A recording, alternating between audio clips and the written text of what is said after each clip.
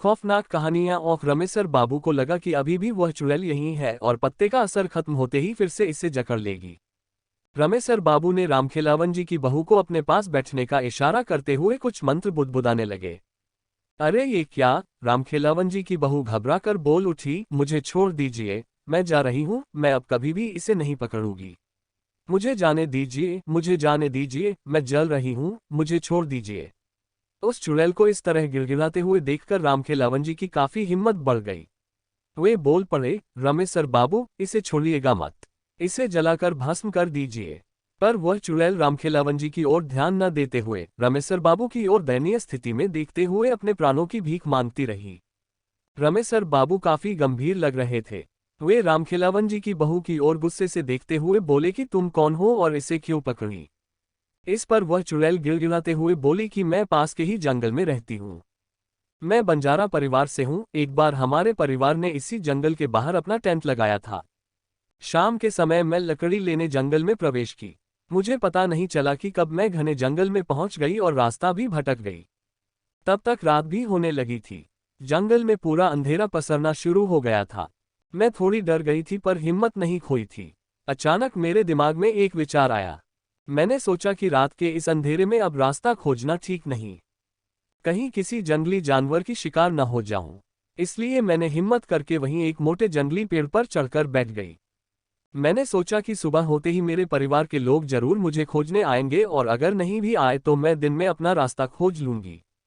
पर वह रात शायद मेरे जीवन की समाप्ति के लिए ही आई थी। मैं जिस पेड़ पर चढ़कर बैठी थी उसी पर एक प्रेत का डेरा था।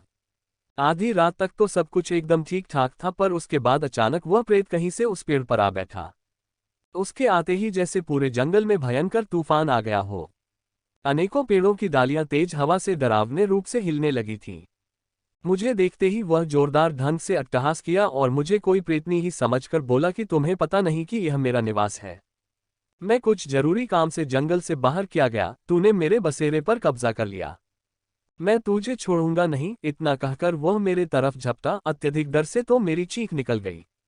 मैं बहुत तेज चिल्लाई कि मैं कोई प्रेतनी नहीं हूँ, मैं इंसान हूँ, इंसान। मेरी बातों को सुनकर तो वह और जोर से अट्टहास करने लगा और बोला कि मुझे एक संगिनी चाहिए। तुझे अगर सही सलामत रहना है तो मुझसे विवाह करना होगा, मरता क्या न करता। मैंने सोचा कि अब इस समय बस एक ही रास्ता है कि इसकी बातों को मान लिया जाए और दिन उगने के बाद यहाँ से खिसक लिया जाएगा। मैंने उसके हाँ में हाँ मिलाते हुए अपनी सहमति दे दी। मुझे क्या पता था कि यह सहमति मुझ पर बहुत भारी पड़ेगी। इतना कहने के बाद रामखेलावन की बहू पर सवार वह चुड़ैल फूट फूट कर रोने लगी।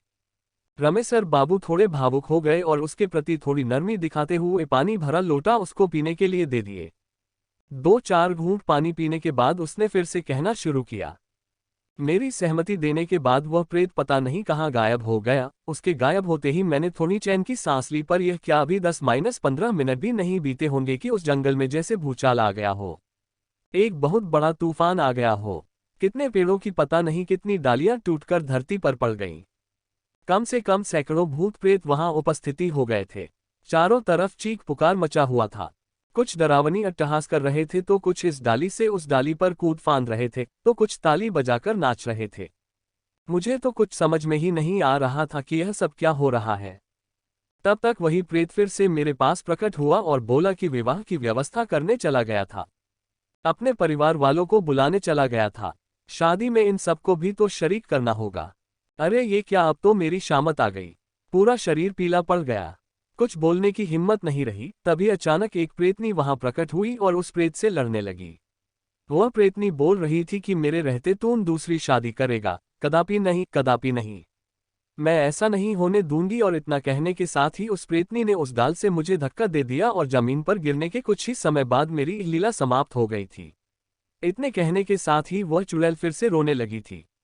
इसके बाद रमेसर बाबू ने उस चुड़ैल को चुप रहने का इशारा करते हुए कहा कि आज के बाद तू इन गांव वालों को कभी परेशान नहीं करोगी।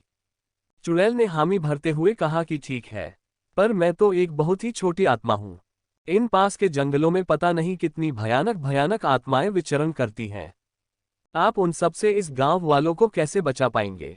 उस चुड़ैल की इस बात को सुनते हुए रमेसर बाबू हल्की मुस्कान में बोले, तून तो बकस इन लोगों को बाकी भूत प्रेतों से कैसे निपटना है वह तून मुझ पर छोड़। इसके बाद रमेसर बाबू ने लोगों को अब कभी न पकड़ने की बात उस चुड़ैल से 3 बार कबूल करवाई तथा साथ ही उसे थूककर चाटने के बाद ही जाने दिया।